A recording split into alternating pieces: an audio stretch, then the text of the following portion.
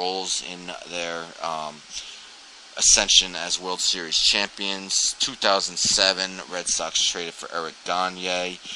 Some names that potentially could be on the market come the trade deadline. Who we may see traded over the next 3 weeks. Rich Hill, starting pitcher, Oakland Athletics. Drew Pomeranz, starting pitcher, San Diego Padres. Julio Teheran, starting pitcher, Atlanta Braves. Then we have 2 New York Yankees relievers, possibly could get traded. Aroldis Chapman and Andrew Miller. Catcher Jonathan Lucroy, Milwaukee Brewers. Outfielder Jay Bruce, Cincinnati Reds. Outfielder Carlos Gomez at Colorado Rockies.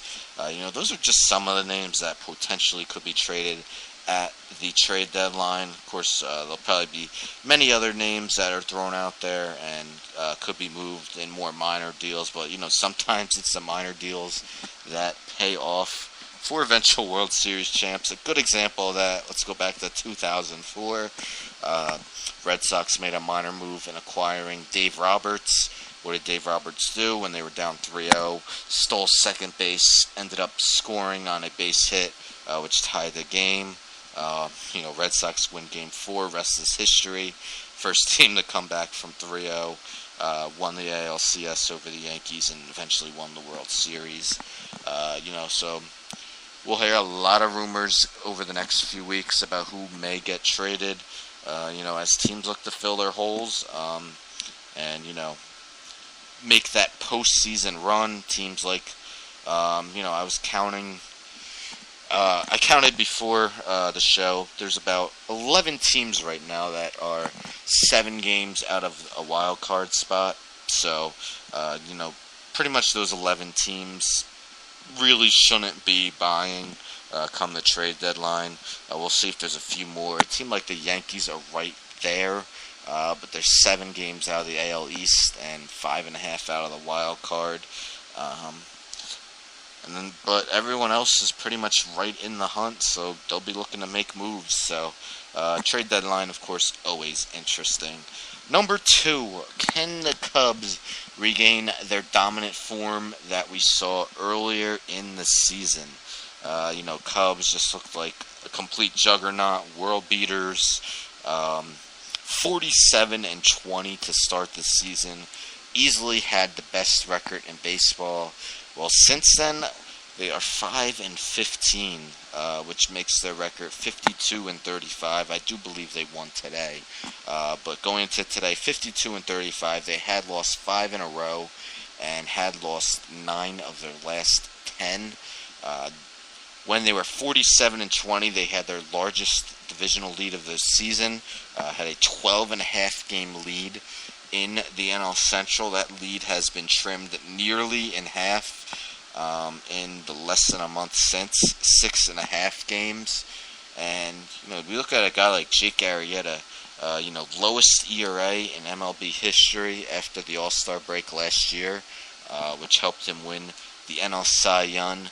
Pretty much was continuing that pace to start this season. Through his first 11 starts, which run through May, he went 9-0 with a 1.56 ERA, still completely dominant. Well, from June on, he's made 9 starts, and he's just 7 starts, and he's just 3-4 with a 4.81 ERA. So what's going on with Jake Arrieta? Is this just a small blip? Will he return to form? Will he be nearly as dominant as he was last year after the All-Star break? As Cubs had close to a 100-win season and made it to the NLCS. 6.5 game lead, still have a decent cushion in the NL Central. But they definitely want to return to that prior form and end their over century-long drought without a World Series victory. And number 1 for second half storylines, the San Francisco Giants. Can they continue their even year luck? The past 3 even years, 2014, 2012, In 2010, they were crowned World Series champions. 2014, of course, was an epic World Series where they won in 7 games over the Kansas City Royals.